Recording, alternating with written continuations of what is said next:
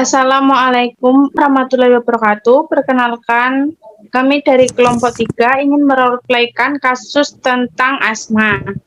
Baik, sebelumnya perkenalkan nama saya Ulinama. Di sini saya sebagai moderator dan ini teman-teman saya. Saya Rizkyana Dewi Safitri, di sini saya sebagai istri. Perkenalkan saya Treru, saya sebagai suami. Perkenalkan, saya Umi Farika sebagai anak. Perkenalkan, nama saya Rasyida Nurasi sebagai perawat 1. Perkenalkan, nama saya Kana Nabila, saya sebagai perawat 2. Perkenalkan, saya Saila Zibana Rosida, saya berperan sebagai perawat 3. Perkenalkan, nama saya Yuga Ferianda, saya berperan sebagai perawat 4. Perkenalkan, nama saya Yulfani, berperan sebagai perawat 5. Nama saya Rizkyana Wardani, berperan sebagai perawat 6. Perkenalkan, nama saya Tasya sebagai implementasi. Saya Safira Nurulita sebagai pembuat naskah. Saya Vilayatina berperan sebagai pembuat naskah. Baik, sebelumnya saya bacakan dulu kasusnya ya. Seorang perawat Puskesmas X melakukan konseling pada keluarga Tuan A dan Nyonya B, dan yang pernah mendatangi ke puskesmas untuk memeriksakan anaknya, yaitu anak C dengan masalah asma. Berikut videonya. Assalamualaikum. Oh, yang bertugas di Puskesmas Kangkung? Iya benar Bu, kami perawat yang bertugas di Puskesmas Kangkung. Oh iya Mbak, kalau boleh saya tahu ada apa ya telepon saya? Siapa Bu yang telepon? Perawat Puskesmas Kangkung Pak.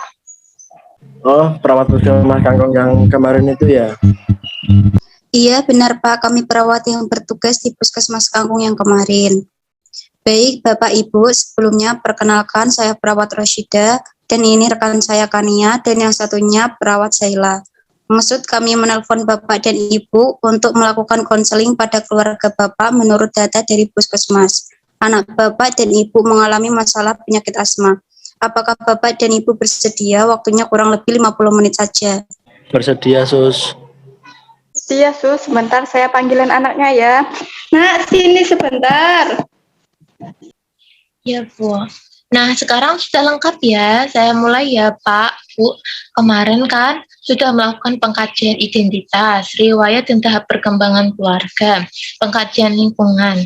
Lalu pada pemeriksaan kemarin, anak Bapak dan Ibu mengalami dadanya sesak dan susah untuk bernapas. Apakah benar begitu Bapak, Ibu? Iya benar Sus, begitu. Anak saya dadanya sesak nafas. Selain itu apalagi ya yang dikeluhkan Pak? Anak saya susah tidur Sus. Jika serangan sesak datang, anak Bapak dan Ibu diberikan apa ya? Saat sesak nafas kumat, anak saya hanya diminumin obat asma yang dibeli di warung, Sus. Sebelumnya, apakah adik, Bapak, dan Ibu sudah tahu bagaimana cara menangani jika sesak datang? Belum Sus, saya bingung bila asma saya kambuh dan mengganggu proses belajar saya dan membuat panik orang tua saya. Belum Sus, saya belum begitu paham bagaimana cara menangani jika serangan sesak datang. Untuk Ibu bagaimana? Apakah Ibu sudah tahu caranya menangani jika serangan sesak napas datang? Saya hanya mengetahui sedikit tentang perawatan penyakit anak saya, Sus. Kalau boleh tahu, cara perawatannya bagaimana ya, Bu? Seperti jangan terlalu lelah dan menjauhi faktor asma kembali, Sus. Seperti menjauhi tempat yang banyak debunya gitu, Sus. Baik, Dek, Pak, Bu, saya akan jelaskan cara menangani asma pada anak Bapak dan Ibu ya. Jadi jika serangan sesak datang, caranya yaitu pertama, duduk dengan tegak, bisa bernafas dengan lebih baik, dan hindari posisi bungkuk. atau berbaring karena posisi tersebut dapat membuat saluran semakin tersumbat. Selanjutnya, tarik nafas dengan dalam dan panjang, lakukan selama beberapa hingga kondisi terasa membaik. Lalu tetap tenang dan rileks. Atur nafas sedemikian rupa agar tidak terlalu cepat dan usahakan juga untuk mengendurkan pakaian yang terasa sempit. Selanjutnya, segera hindari penyebab apakah itu asap rokok, aroma zat kimia, atau yang lainnya. Dan yang terakhir, segera cari pertolongan medis jika mengi atau batuk bertambah parah dan jangan dianggap sepele ya, karena serangan asma yang dibiarkan bisa berlanjut, bisa berujung kematian ya Bu, Pak, Dedek. Bagaimana? Apakah sudah jelas? Iya, Suster, sudah jelas. Sudah Sus, sudah jelas. Baik, kalau begitu Pak Bu, Dek, kalau sudah jelas saya pamit undur diri. Besok sekitar jam 8 ada perawat juga, Fani dan Enda akan melakukan pemeriksaan selanjutnya.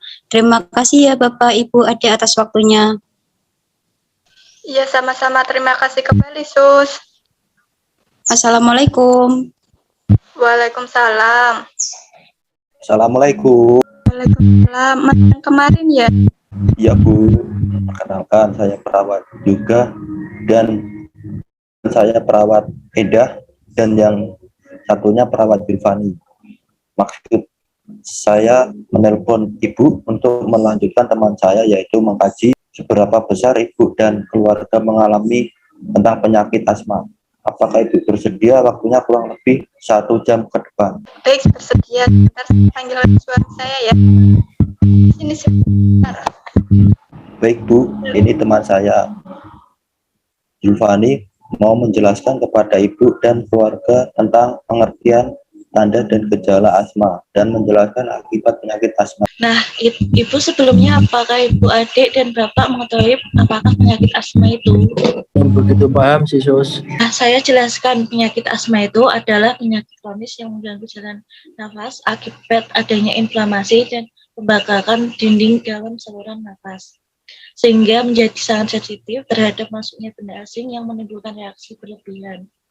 Akibatnya, saluran napas itu menyempit dan jumlah udara yang masuk dalam paru-paru berkurang dan dapat menimbulkan napas berbunyi atau wheezing, batuk-batuk, dada sesak, dan gangguan bernapas terutama pada malam hari dan dini hari.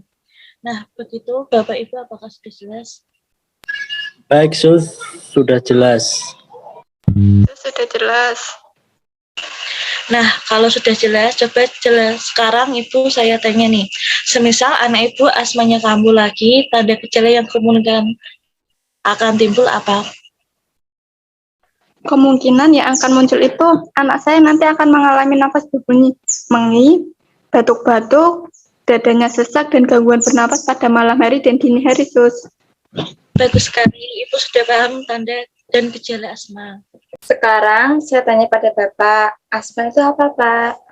Asma itu penyakit mengganggu jalan napas akibat adanya inflamasi dan pembengkakan dinding dalam saluran napas sehingga menjadi sangat sensitif terhadap masuknya benda asing yang menimbulkan reaksi berlebihan.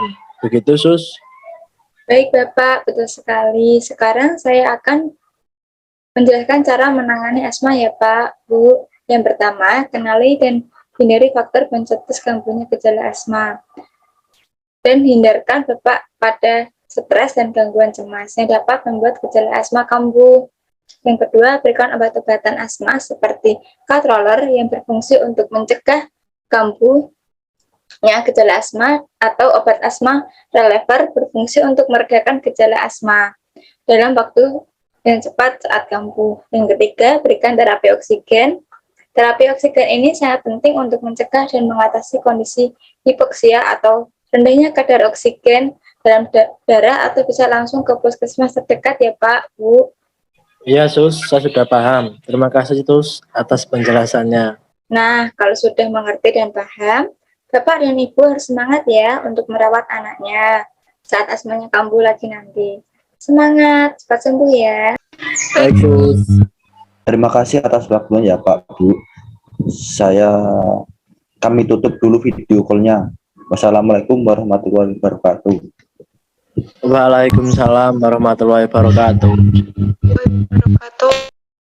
Baik, sekian video yang dapat kami sampaikan. Apabila ada kekurangan atau kesalahan kata, kami mohon maaf. Wassalamualaikum warahmatullahi wabarakatuh.